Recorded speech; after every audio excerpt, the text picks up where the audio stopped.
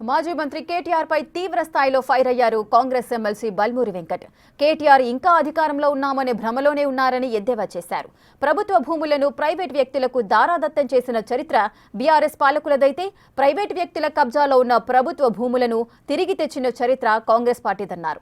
BRS హయాంలో చేసిన తప్పులకు వారిని ప్రజలు క్షమించే పరిస్థితి లేదని విమర్శించారు బల్మూరి. తారక రామారావు డ్రామారావు పిచ్చి ముదిరి ఇంకా తెలంగాణ రాష్ట్రంలో వాళ్ళ నాయననే ముఖ్యమంత్రి, వాళ్ళే అధికారంలో ఉన్నారని ఒక భ్రమలో మాట్లాడుతుండు.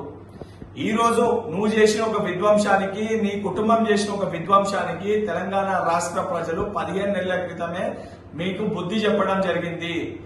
3 ఏళ్లలో అధికారంలోకి వస్తామంటారు. 3 ఏళ్లు కాదనైనా 30 ఏళ్లైనా తెలంగాణ రాష్ట్రానికి మీరు చేసిన ఒక విధ్వంసానికి ప్రజలు మిమ్మల్ని క్షమించే పరిస్థితే లేదు.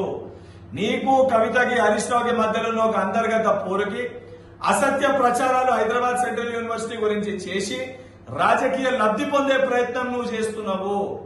ప్రభుత్వ భూముల్ని ప్రైవేటు వ్యక్తులకి కట్టబెట్టిన చరిత్ర నీది, నీ కుటుంబానిది, నీ ప్రభుత్వానిది.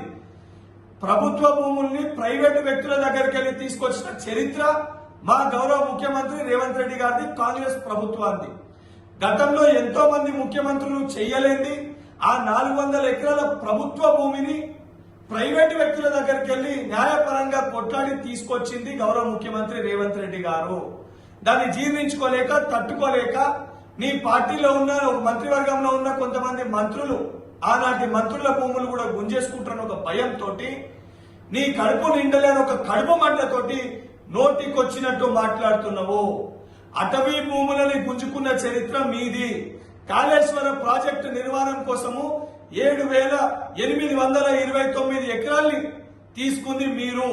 ఇవన్నీ మర్చిపోయి నోటికొచ్చినట్టు మాట్లాడితే తెలంగాణ ప్రజలు, దాని వలన రేపు పొద్దున ఉద్యోగ అవకాశాలు రాబోయే యువకులు తెలంగాణ రాష్ట్రంకి వెళ్లి నిన్ను, నీ కుటుంబాన్ని రాళ్లతోటి తరిమికొట్టే పరిస్థితి వస్తుంది కేటీఆర్.